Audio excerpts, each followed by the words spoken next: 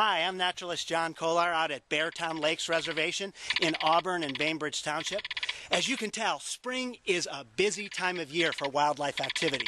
Birds like this beautiful pileated woodpecker make a lot of sound that announce their presence in the springtime. Now today we're not going to really focus on the sounds of nature. Sorry, guy. See you later.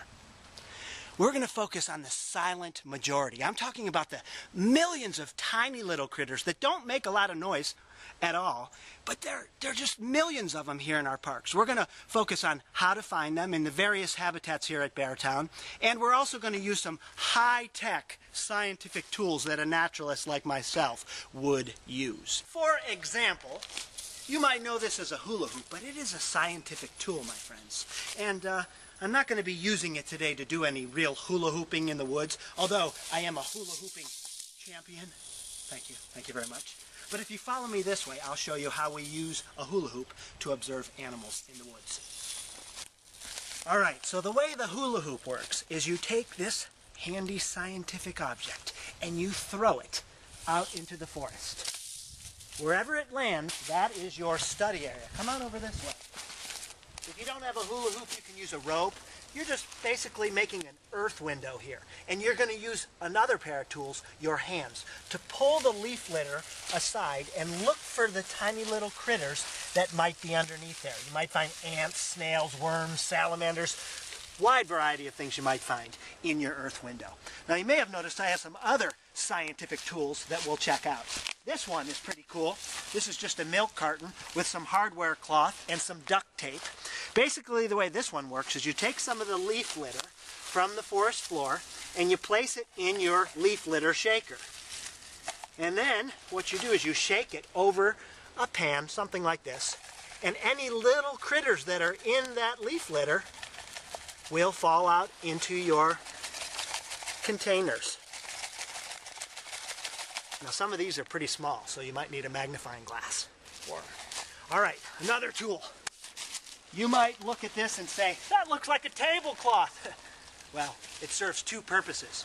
Basically what you want to do is take a tablecloth that you don't plan on using anymore and put the fuzzy side up and put it below a small little shrub like this.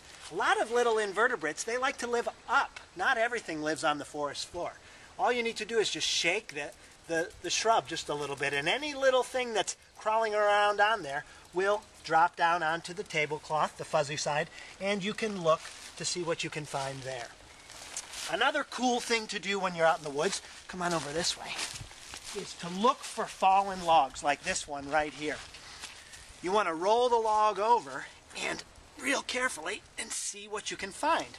Being careful to always roll the log back when you're done, because this is an animal's habitat. I can see a worm right there. Look at that. And I see tunnels. Some of these tunnels right here are made by moles. So I was here a little while ago and I caught a few things I want to show you. Caught them in this handy dandy little peanut butter jar. But I dumped them out into this tray for you to see. So take a close look at all these amazing little critters that live underneath the forest floor. Some of the more obvious things, the earthworms, they're very abundant in our woods. And we also have these tiny little critters right here. You might know them as roly-polies or potato bugs. Another common name is a pill bug. We have little beetle larvae here. I see a snail. I know there was a centipede around here. He might have got away. Millipede right there, this real tiny little critter. These critters are so important in the forest community. They form the foundation of the food web that exists here. Now I'm going to first let these critters go, so why don't you just meet me at the pond. It's down the trail that way. Take a left at the big oak tree at the end. Once you get there, take a right, get in your car, drive down to the, there's a road. Where have you been? Did you get lost? Then what took you so long? Anyways, come on over here. I'm going to show you the equipment that we use to catch critters from the bottom of the pond. The first I have here is called a strainer on a stick with some duct tape. Just an old broom handle. This will be our critter catcher. We also have some other very high-tech tools. This one is called a spoon. Can you say spoon? Good job. All right. Then we also have a bowl. The first thing you're going to want to do is fill your bowl with water, because everything that lives in the pond depends on that water for survival. So it's important to fill your container with water.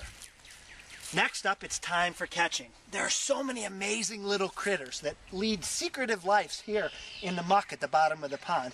We're going to use our strainer to scoop through the muck at the bottom of the pond and see what kind of things we can pull out of it. So I'm not digging with this strainer, I'm just scooping through the muck and seeing what I can pull out. I'm going to look real closely. Now a lot of these critters, they blend in. They camouflage, and they're hard to see. I see something moving right there. Oh, wow, look at this. Check this out. Right here in the spoon for you to see. That is a little dragonfly nymph, a baby dragonfly. One important thing to remember is when anything that comes from the pond has to go back in the pond, including muck and old vegetation like this. So I'm just going to shake it out, run my strainer through the water, and voila. We're done. And we're ready to check out some cool critters. So come on over here and check out these things that we found. First of all, I have this tub full of pond snails. Right here they have this little door called an operculum, and they move around on one foot. They're really, really cool critters. And then there's other things too. Look at all these things. Oh my goodness. Here we have the dragonfly nymphs. Again, these thick-bodied critters right here, dragonfly nymphs. They spend a couple years in the muck at the bottom of the pond before they grow their wings and fly around the ponds like little helicopters. This dragonfly nymph is coming over to this other critter. This is called a water scorpion. It breathes through this little tube. And wow, an amazing little predator. We even have a bluegill, a little baby bluegill in there. Some more snails. I see a fingernail clam right here. These little guys right here in the corner are called damselfly nymphs. They look a lot like dragonflies when they're an adult, but they fly a little bit slower. They're more slender-bodied. But wow, what an amazing variety of life that live in the bottom of the pond like this. Last thing we have to do before we head out of here is let these things go. So I'm going to carefully go to the edge of the pond, being careful not to dump any of these things out onto the land. I'm going to just let them go. Hey, if you want to come out to the parks and try your hand at a little critter catching, you are more than welcome. Just let them go home before you go home. And if you'd like some more help in planning your outdoor adventures in the Geauga Park District, you can grab a Scout at Your Parks tracker at the Westwoods Nature Center, Big Creek Park, or right here online. We'll see you next time.